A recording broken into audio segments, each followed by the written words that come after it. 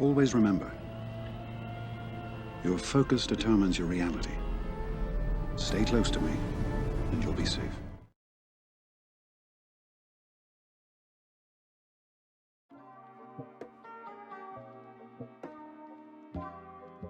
Hey guys, how you doing? So today's video I kind of want to go around what you should be kind of looking at for your farming for these double drops, because we got double drops in the game. It's going to last for, this video is going to be live a little bit later, I'm sorry, but it's going to be live the 13th, 14th, and 15th, so I think you'll have another day or so when this video is live to farm. And thinking about the best ways to farm, it kind of is a little bit tougher, because if somebody like me has like 8 Gear 13s and a good decent amount of Gear 13s, you can kind of work on the relics part. But if you are kind of behind on your Gear 13, you need more, then I would kind of say differently. So we'll kind of chat about two different parts of that: the guys who have Gear 13 a lot and need the stuff for relics, and the guys who just need Gear 13 period. So let's go into it, guys. So chatting about this, I would say all these left side Gear 12 pieces are quite easy to get.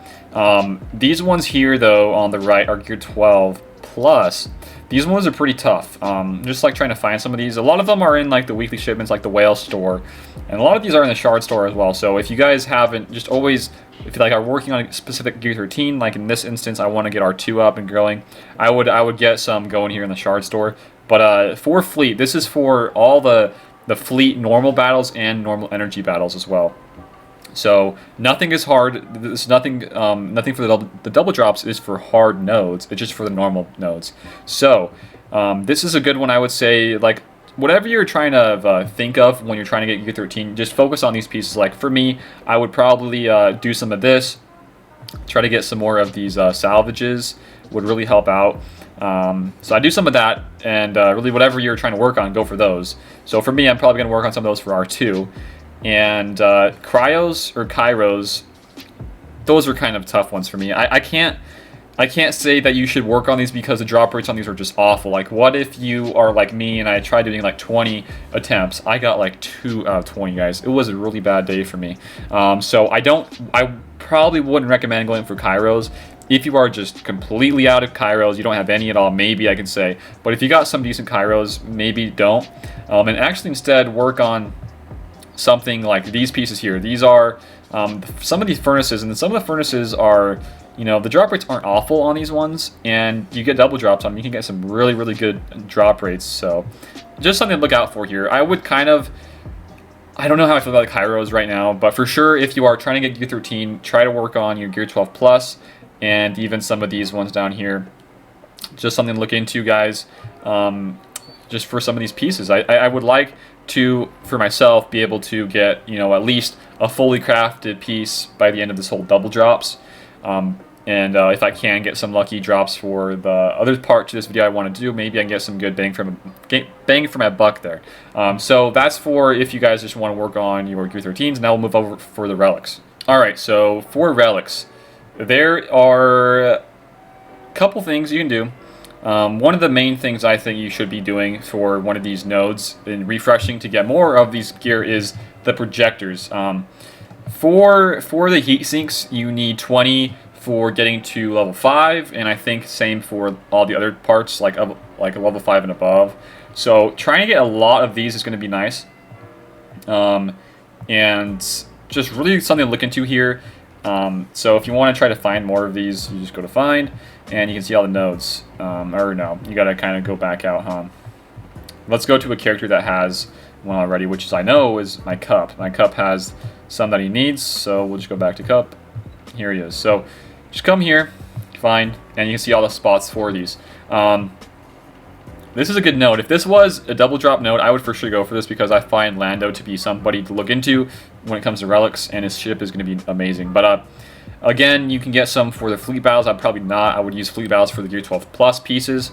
And then for the light side, this is a great node here just to get these pieces straight up. The drop rates are pretty good. You can see here, I'll do like 1 quick battle or 2, I guess. 2, I mean, that's pretty dang good for like the amount of you need. You only need 20 to craft a full piece for that 300 points. That's great in my opinion. And then down here, where is it? It's the 9F1. The 9F1 is interesting because you do need some of these pieces, but this piece, the eyeball piece, and this projector are both needed for the heat sinks. So if you're trying to figure out which one you need more of, I mean, just go for the projector. That's the easiest way out, really. But this is a 10 energy node, and you get more potential gear with this node. You get more bayonets, you get more of the eyeballs, and you get the projectors and all this other gear as well. So I would say if you want to kind of go all out here, I would say this is a really solid node, because if you need bayonets, you get bayonets here. If you need eyeballs, you get eyeballs here. And of course, for the relics, which is the most important here, you get all these projectors. So the reason I want to bring this up and to your guys' attention right now is because with the projectors and being able to get a lot for your relics, like level 5 all the way to 7, it's going to be super, super helpful, because it's probably the easiest way to go about it right now for like a free-to-play. If they get rid of this soon, guys, I am not going to be happy. I'm going to kind of be pissed almost. This really does help out a lot of the majority of the players. So I'm going to get this in here quick for the video, because this piece, I've done videos on it, everybody else has known about this. This is a piece you guys should all be farming, I think, for double drops when it comes to relics. And then for Gear 12 Plus, you can just farm those from the ships, and you'll be good there. And that's kind of how it goes for double drops here, guys. It's pretty straightforward, I guess. Maybe didn't need to take it too long for me to explain to you, but that's kind of how I think about it. All right, so I wasn't going to go over this in this video, but I just felt like there was only a small portion of today's video. I thought I'd add this into it. So this is a Dooku that is Gear 13 and level 4 relic. This is not level 7. This isn't crazy. This is my buddy Tanner. He got this relic up and going. And honestly, this is something crazy. You can just see there that, let's just rewind it a little bit, guys. You can see here, whenever a Dooku attacks out of turn, he deals straight damage to the person. He does not go around, or he does not go with the art or with the protection. Rather, he goes straight to the HP pool, which is incredible and something to look into for a Dooku Gear 13. So, on top of that, with the Zeta on Dooku, every time you do attack out of turn, you get 15% more protection and you get crit hit immunity. So there's a lot of cool things here, guys, with Dooku, and I honestly think this is something to look into for a defensive team in GA, or potentially you could be able to solo a team. I'm not too sure about that thing. Maybe somebody out there that's a Mega Whale Kraken can try to see if they can 1v5 in Ewoks with this team. Because another cool thing with Dooku, when you're running him in the leadership, is that his lead gives out, whenever somebody goes below 100% HP, gives out healing immunity and tenacity down.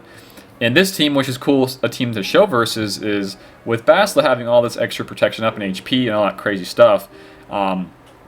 Whenever somebody falls below the 100% HP from him attacking on a turn, they instantly get those buffs, or those debuffs rather, and he can stun them or ability block them. And in that regards, I think Dooku is something to look into.